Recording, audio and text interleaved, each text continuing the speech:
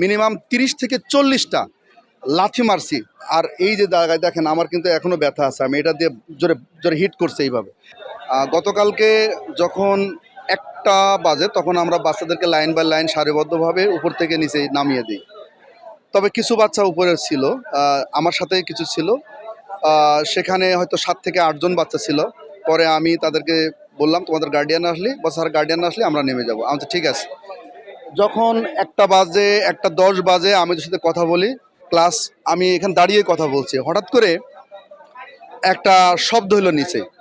শব্দ হওয়ার পরে চিন্তা করলাম যে এটা কিসের শব্দ। এবার তাকিয়ে দেখি ঠিক ওই যে জায়গাটা, ওই যে জায়গায় বিমানটা বিধ্বস্ত, ওই জায়গাটার উপরে আগুন জ্বলছে। আমি ভাবলাম এটা মনে হয় বজ্রপাত অথবা হতে পারে হচ্ছে শর্ট সার্কিট, কিন্তু কোনোটাই আমার হিসেবে মিলছে না, কারণ এখানে কোনো বিদ্যুতের লাইন নেই, তারপরে আকাশে মেঘ মেঘ নেই, কী করে এটা বজ্রপাত হয়। তারপর চিন্তা করলাম যে না, তাহলে সামথিং রং। তারপর আমি ওদের বললাম চলো ওয়াশরুমে যাই, আমরা একটু ওই পাশে চলে যাই, যেহেতু ওই জায়গাটায় সিঁড়িতে আগুন ধরে গেছে, দাও দাও করে আগুন জ্বলছে। তারপরে ওখানে যখন আসি চিন্তা করলাম যে এখানে মনে হয় আমার সেফ জায়গা, কিন্তু না, হঠাৎ করে দেখেন একটা শব্দে, বিকট শব্দ হয়ে সম্পূর্ণ আগুন ধরে যায় গাছে তখন দাও দাও করে সব কটা গাছে আগুন জ্বলছে।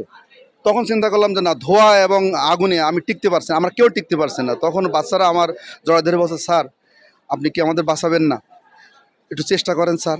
পরে আমি আমার জায়গা থেকে যতটুকু চেষ্টা করেছি, আমি এই উপরে ওই পাশে দেখেন একটা রেলিং আছে, যেটা হচ্ছে যে ওটা ভাঙা খুবই কষ্ট। আমি মিনিমাম 30 থেকে 40টা লাথি মারছি।